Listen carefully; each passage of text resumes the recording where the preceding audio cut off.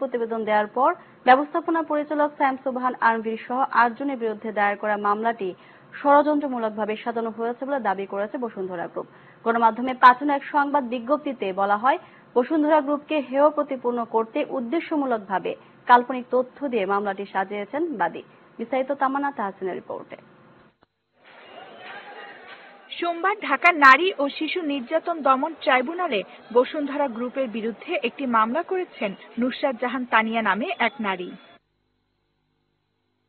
College ছাত্রী meunière ঘটনায় দায়ের করা মামলায় পুলিশ চূড়ান্ত প্রতিবেদন দেওয়ার পর এমডি সায়েম সুবহান আনভীর সহ ৮ জনের বিরুদ্ধে ওই মামলাকে ষড়যন্ত্রমূলক বলছে বসুন্ধরা গ্রুপ। সংবাদ বিজ্ঞপ্তিতে বসুন্ধরা গ্রুপ জানায়, বসুন্ধরা গ্রুপকে হেয় প্রতিপন্ন করতে উদ্দেশ্যমূলকভাবে বাদী অবাস্তব, ভিত্তিহীন ও কাল্পনিক তথ্য দিয়ে মামলাটি সাজিয়েছেন।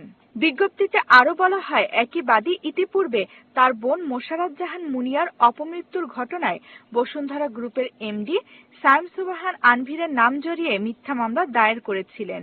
পুলিশের তদন্তে তার সে অভিযোগ যে অসত্য তা বেরিয়ে এসেছে। আদালত বসুন্ধরা গ্রুপের ব্যবস্থাপনা পরিচালককে ওই মামলা থেকে অব্যাহতিও দিয়েছেন।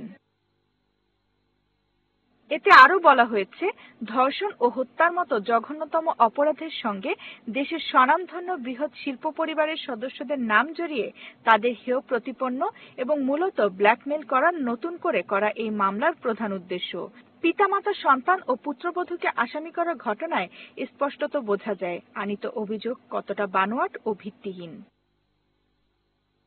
বসুন্ধরা গ্রুপ বরাবরই দেশের প্রচলিত আইন ও আদালতের প্রতি শ্রদ্ধাশীল জানিয়ে সংবাদ বিজ্ঞপ্তিতে আরও বলা হয়, অতীতে বসুন্ধরা গ্রুপের বিরুদ্ধে যখনই কোনো ষড়যন্ত্র হয়েছে তখনই আইনগত প্রক্রিয়ায় আদালতে বিচারপ্রার্থী হয়েছে বসুন্ধরা।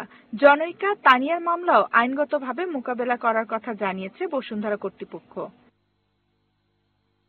তামান্না তাহসিন, এশিয়ান টেলিভিশন। সংবাদে নিচ্ছে একটি বিরতি, ফিরে এসে যা থাকছে।